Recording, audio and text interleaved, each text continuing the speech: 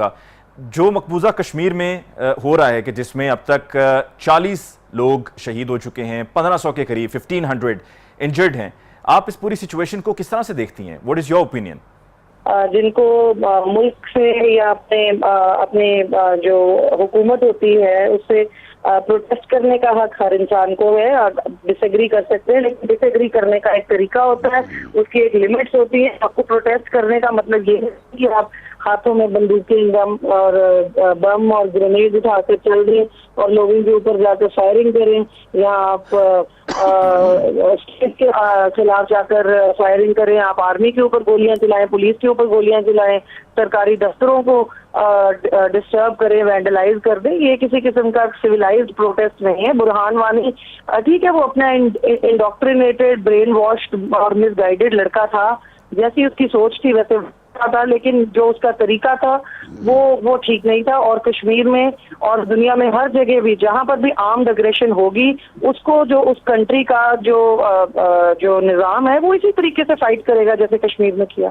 इसमें कुछ गलत नहीं हुआ, कुछ नया नहीं हुआ, कुछ गलत नहीं है। बलोचिस्तान में जो पाकिस्तान के खिलाफ जो करते हैं, इलेक्शन करते हैं, जो स्टेट की रिट को क्वेश्चन करते हैं, उनको पाकिस्तान आर्मी या पाकिस्तान की लॉ एंड ऑर्डर एजेंसीज जिस तरीके से निपटती हैं वो बिल्कुल ठीक तरीके निपटती हैं उनसे। ठीक है, इस पर जाहिद अहमद साहब, आपने सुना कि रुचिका ने कहा, रुचिका का कहना है कि आर्म्ड अग्रेशन अगर होगा, सरकारी दफातर को आग लगाई जाएगी और इंडियन आर्मी पे, फोर्स पे अगर हमला किया जाएगा तो फिर इस तरीके से उनको टैकल किया जाएगा। और बुरहान वानी एक ब्रेन वॉश लड़का था।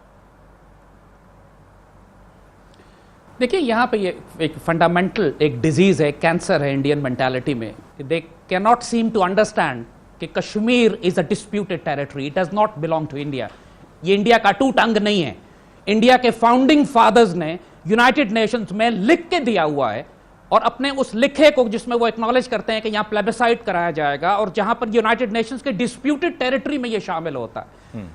कश्मीर पाकिस्तान है, जो पाकिस्तान की वहां की लोकल पॉपुलेशन है वो सब पाकिस्तान के साथ आना चाहते हैं। बुरहान वानी को पाकिस्तान के झंडे में लपेट कर दफन किया गया। खुद इन हिजबुल मुजाहिदीन के बारे में इंडियन गवर्नमेंट कह चुकी है, they are our own boys, यानी इनको पाकिस्तान और आईएसआई सपोर्ट नहीं कर रही है, लोकल इंसर्जेंसी है, रेबेलियन है।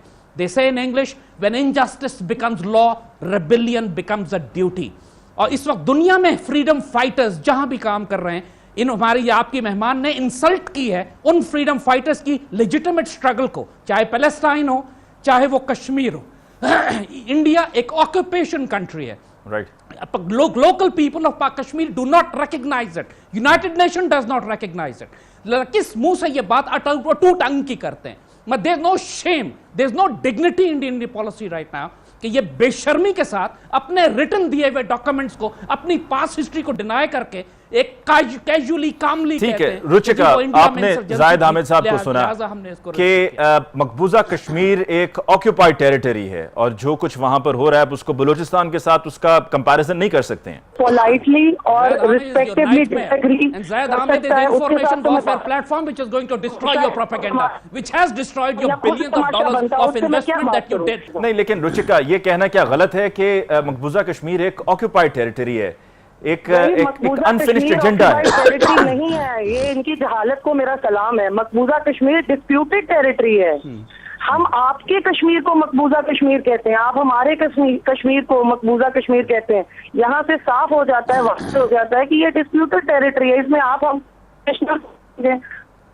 तो जहाँ मकबूजा कश्मीर में डिस्प्यूटेड टेरिटरी होना चाहिए ना कि उसको यूएन रेजोल्यूशन जो है उसके अंदर भी डिस्प्यूटेड लिखा गया है, और जो आपके भुट्टो साहब तशरीफ लाए थे शिमला उसमें भी इसको डिस्प्यूटेड लिखा गया है। इसको किसने कह दिया? ये तो आप इसको डिस्प्यूटेड तो मानते हैं? अगर आप इसको डिस्प्यूटेड मानते हैं तो फिर अटूट अंग तो ना हुआ। रुचिका, अगर डिस्प्यूटेड आप इसको मानते हैं, अगर डिस्प्यूटेड आप उसको मानते हैं जिसको मुतनाज़ा कहा जाता है, मुतनाज़ा टेरिटरी है वो, तो फिर आप उसको अटूट अंग तो नहीं कह सकते।